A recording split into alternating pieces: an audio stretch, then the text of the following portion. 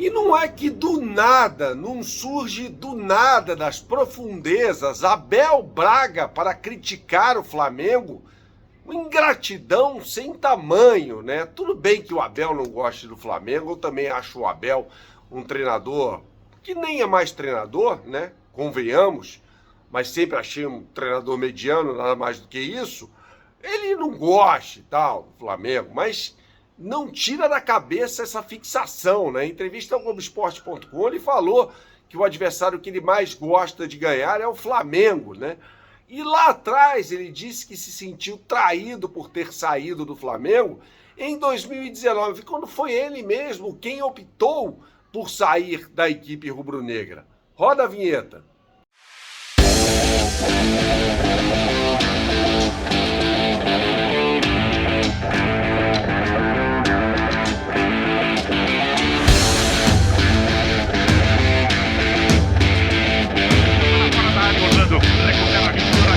Tentou dar o contrapé, bateu no zagueiro, voltou, para aqui, inventou, é gol!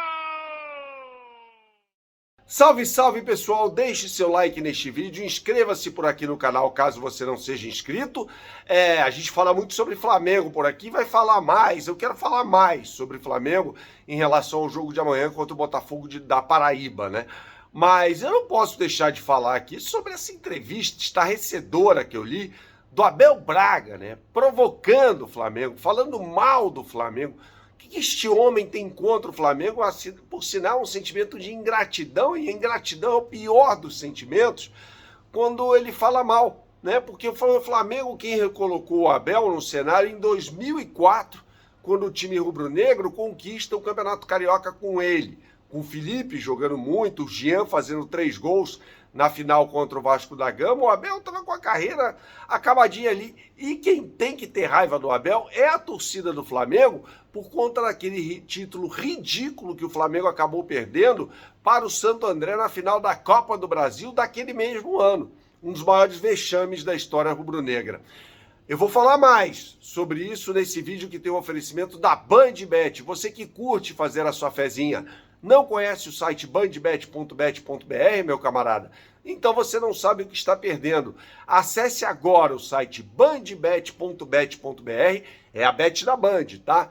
Faça o seu cadastro e quando você o fizer, você terá acesso às melhores oportunidades do mercado para você nos jogos desta semana na Copa do Brasil, logo na capa do site, com BandBet Multiplica. O Flamengo, como eu disse, enfrenta nesta quarta-feira, às 9h30 da noite, a equipe do Botafogo da Paraíba. Lembrando que no jogo de ida o Flamengo venceu em São Luís, não foi na Paraíba, venceu em São Luís, no Maranhão, por 1-0, né? Então tem uma missão relativamente fácil nessa partida, e BandBet Multiplica é uma sessão com odds turbinadas para você fazer a sua fezinha no Flamengo. Atenção, hein? Odds turbinadas exclusivas e sem iguais para você na BandBet, com a combinadinha que eu vou sugerir nesta quarta-feira para você, beleza? BandBet, um lance, infinitas possibilidades.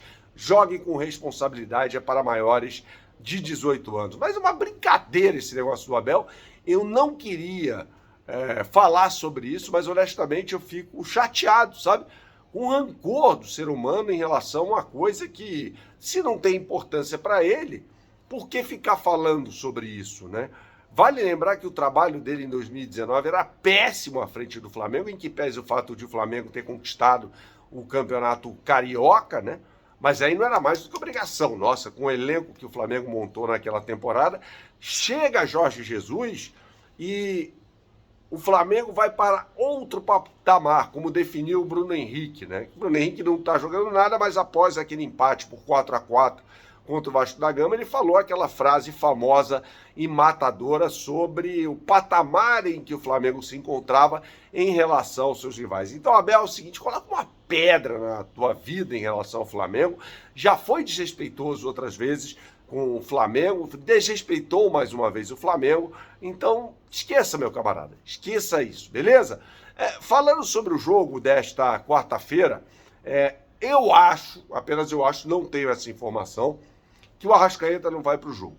Se ele for, será uma tremenda incoerência do técnico Felipe Luiz. Deixa aqui nos comentários o que você pensa a respeito. Será uma tremenda incoerência do técnico Felipe Luiz. Por quê? Porque ele o colocou de fora na partida mais complicada contra o Botafogo do Rio de Janeiro, no Maracanã, no último domingo. E o Arrascaeta não tinha condição de jogo mesmo, tá? Não foi que ele foi poupado, ele simplesmente não tinha condições de jogo.